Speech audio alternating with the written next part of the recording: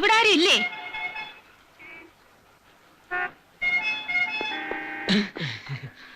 ഈ ലോഡ്ജിന്റെ ആളിവിടെ ഉണ്ടോ?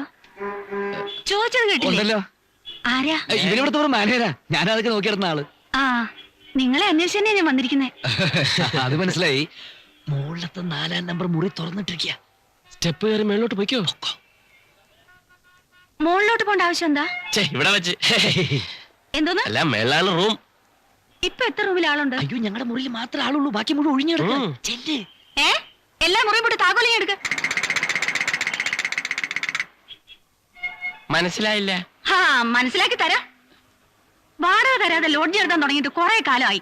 കാശ് ചോദിക്കാൻ വന്ന അച്ഛനെ കുടിപ്പിച്ച് പൂസാക്കി വിടുക. ഇനി അത് നടപ്പില്ല. വാടക തരാൻ വയ്യെങ്കിലേ ഇങ്ങോട്ട് ഇറങ്ങിയട്ടെ. പിന്നാരാ? ചാക്കുണ്ണി. പിന്നെ നിങ്ങളാ നടത്തുന്നെന്ന് പറഞ്ഞതാ? അത് പിന്നെ ആരെങ്കിലും കസ്റ്റമേഴ്സ് വരുമ്പോ ഇവിടെ ആരുമില്ലെന്ന് പറയുന്ന മോശമല്ലേ നിർത്തി ഞങ്ങൾ അറ്റൻഡ് ചെയ്താ. ഞങ്ങൾ വെറും താമസക്കാരാ. അപ്പൊ നടത്തുന്ന ചീക്കുണ്ണി എവിടെ? ചീക്കുണ്ണി അല്ല, ചാക്കുണ്ണി.